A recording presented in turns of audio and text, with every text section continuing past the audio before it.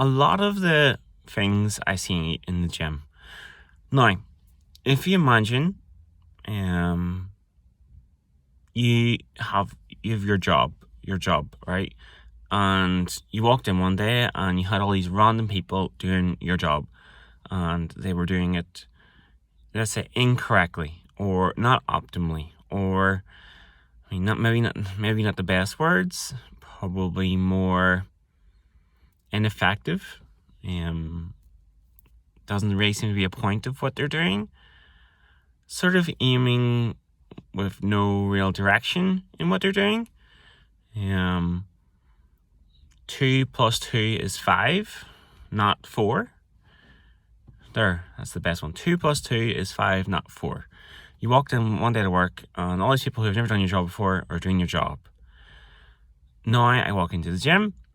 It's sort of similar for me. A lot of people are doing exercises that maybe they've just watched on YouTube. And that's okay. You need some guidance. But a lot of people are not quite effective in what they're doing. A lot of people are doing 2 plus 2 equals 5 and not 2 plus 2 equals 4. So I do try and close a lot of that off. If I have blinders on, it'd be great. Like horses running down a track field. That would be great. But I don't. So I do see things. I only ever help someone or offer to help someone in the gym if I think they're going to hurt themselves. So if I think they're going to cause an injury, that's only happened twice in the past year. Two different people at different times got into the leg press incorrectly and was using it incorrectly. And I do worry about that. Like, I see a lot of people, locking their knees out quite often, quite a lot. And that can be hard to watch. You'll see them do it really quickly as well. And some with heavy weight. But knees are resilient. I put that down to their choice because, there should be enough information out there that you shouldn't be doing that. You don't fully lock out your knees in the leg press. A lot of people walk forward out of the squat rack. One time I told someone maybe not the best thing to do. I didn't tell them, I said to them. And I showed them that you should step out back from the squat rack, backwards. And he took that okay and just thought I was helping him. And now he walks backward out. The other week I watched someone walk out with 160 on their back forward and started squatting. The bar was lopsided because the setup was poor. The squats were actually okay. So I didn't interject because, it's not a high injury risk, I guess, but is it optimal? No. Is it what I tell a client to do it? Definitely not. But so there are things I see. Some of the wee niggly things that I see is exercise selection.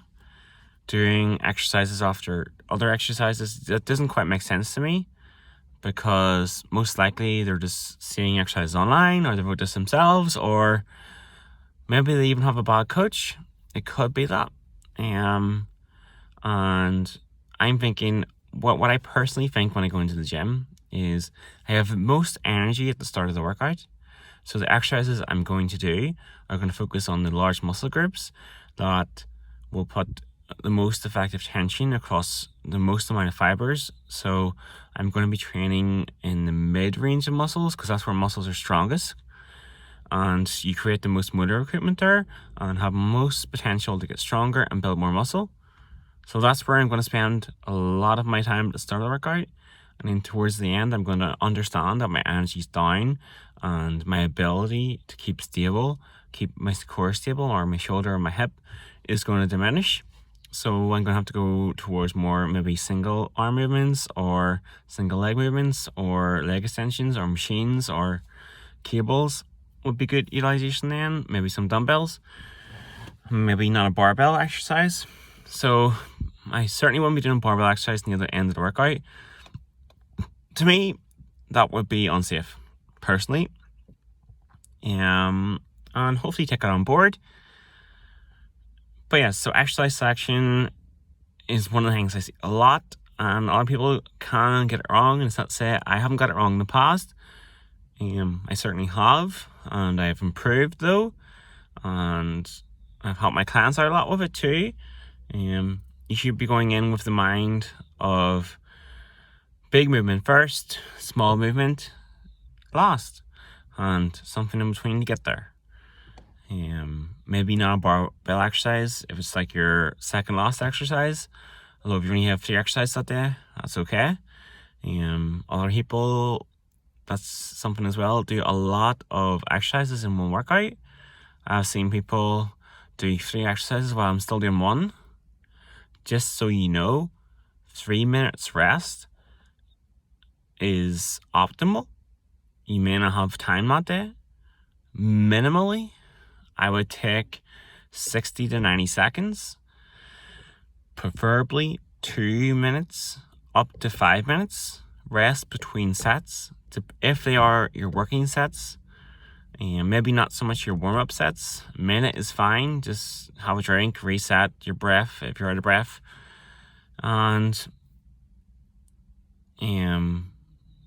yeah, so too many exercises. I've seen people trying to do everything in one workout. If I was doing an upper body workout, I would do a pulse, upper body pulse, lower body pull, upper body pull, lower body pulse, maybe a core exercise to finish. Most 5 exercises, depending on what was the strength movement that day. So say you're doing barbell bench press, goblet squat, machine row, dumbbell RDL, or single leg RDL, and then plank to finish. That would be a good full body workout. You don't have to hit every muscle group in every workout. You don't have to do every machine in the gym every workout. I see some people doing that. It's interesting. A lot of people just don't rest a whole lot, because they're chasing that fatigue, and they relate that to muscle damage and gains. However, better rest, more stimulus across fibers, more fibers activating, might get more reps, more effective reps, will be more stable for the next exercise. A lot of people move weight from joint to joint. If I were to show you how that looks like, if you imagine my bicep curl, so there's me trying to watch my bicep, it's going to move up my arm, and then the one leg out. You'll be surprised how many people do that second one, like literally move their elbow up.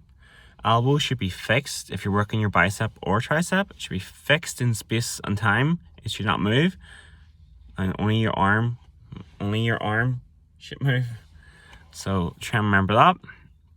A bit like if you're working RDLs or leg extensions, your knees should be fixed in space and time, and your lower extremities or hip. So for leg extension, your shin bone should move, and then or your hip should move back for RDLs. Trying to think if there's anything else. Yeah, probably one would be, like, if you can do 100 crunches, you don't need to do the 100 crunches, because you've done 100 crunches. You've just proved to your core that you can do this. If you think if you do something once, that equals 1 stimulus. I've just learned this week. I'm going to use it here now. So think of it as 1 stimulus. And if you go do that stimulus again, your body has adopted. It's like, we've already done this. Wow. This is easy. Wow. We're still going, we're doing this again? Oh, all right. This is the 5th time in the last 3 weeks. Like, your body adopts. Maybe hold a weight, do less reps, change that exercise.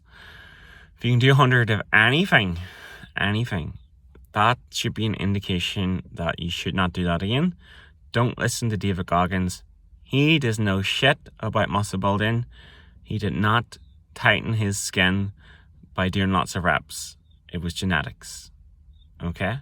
He lost all that weight. A bit suspect how he says he lost the weight. He did not lose the weight that he says he lost the weight. But people can be wrong. So can I.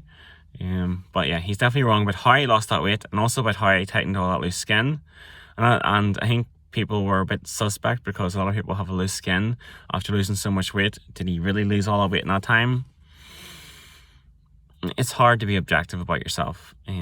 So probably took him a bit longer, or maybe he really did. But he did not tighten his loose skin by doing 100 reps for 40 pounds, whatever it was. Didn't happen on bench press. Didn't happen. Because that really sets a really poor precedent for people that go and try and, with loose skin, try and do that. And that's who I would worry for, who think this is going to work for them. And maybe it works for some people because they also have the same genetics that he had. But, I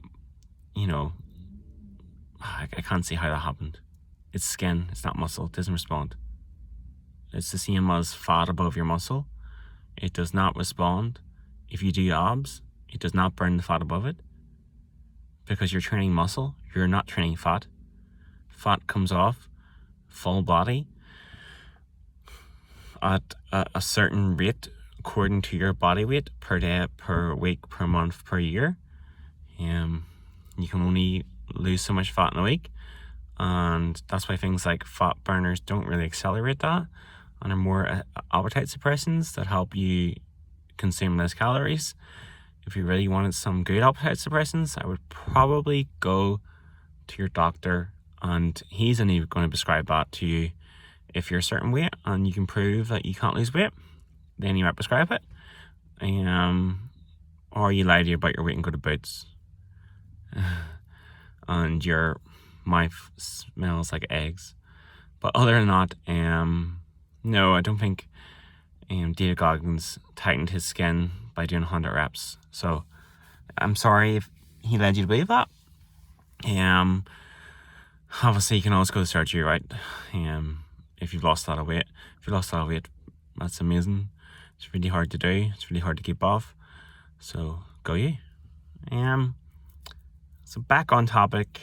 What else would I see in the gym? I think we've sort of covered most of those like big rocks, and everything else gets real nitty gritty. After that, no, I can't think of anything. Don't move your arms from joint, your weights from joint to joint. Try and put effective tension across muscle fibers. I suppose, one of the wee nitty-gritty things is, a lot of people slow their form down. And that can be a good thing to learn how to do exercises.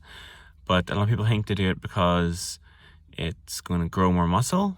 That's not really how it works. Moving more load through fibers is what's going to work. Obviously, doing a really slow eccentric. Eccentrics do create more hypertrophy, but it's not really practical in training. So I would maybe focus on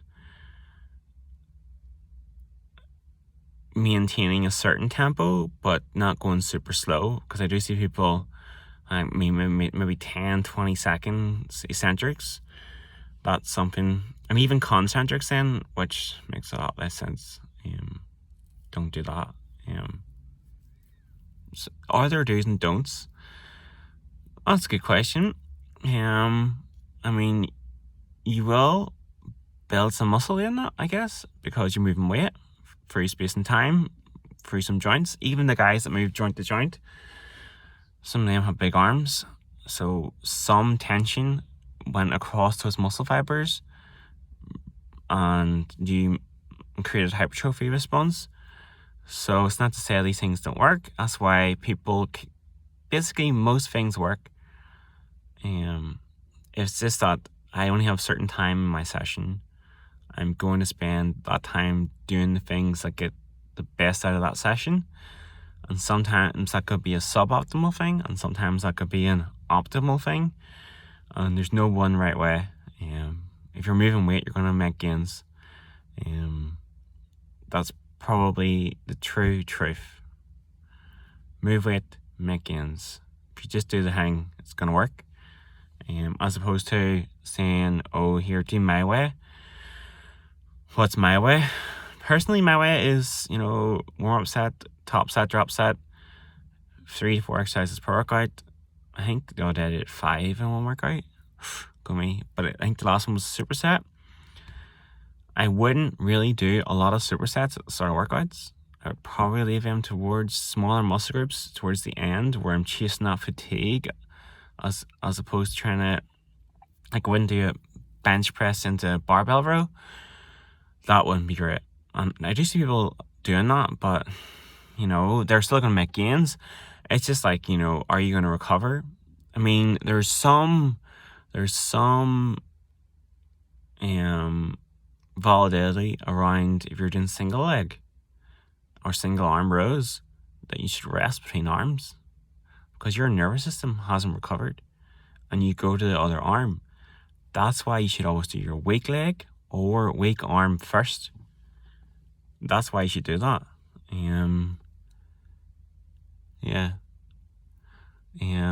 Shoot, you rest the 3 minutes, and hell, sometimes I thought about it because some split squats are scary, and you can get wrecked.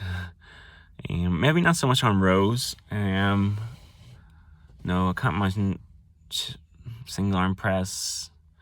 They're all fine. It was just a split squat once, I remember, and I was just like, it's that one where you put the rear foot up and you're pushing through it. It is desperate. It's still the hardest exercise. I haven't done that there in months. Now I thought about it, I'm probably going to flip and do it. I remember walking into the gym. I remember I'd be sitting here in this car park and I'd be absolutely peeing my pants that I didn't care about squatting or deadlifting first, that exercise was either second or third. I would think about it from here until I got to the gym, until I had to do it, and then I did it, and I still cried like a bitch. And it's the truth though. It was awful. I would have maybe nightmares about that flipping exercise. Jesus, stressing about it right now. If ever having to do it again, it was just I've never felt a response like that. And do you know what it is? It's a more stimulus-based exercise, but it created that fatigue. Which really says a whole lot about it. It's a bloody nightmare. It's because probably lengthened quad position, so not mid-range. And it was doing a good... You could feel the weight go through the muscle, but it was just really, really, really desperate. Move on. I'm going to have nightmares tonight.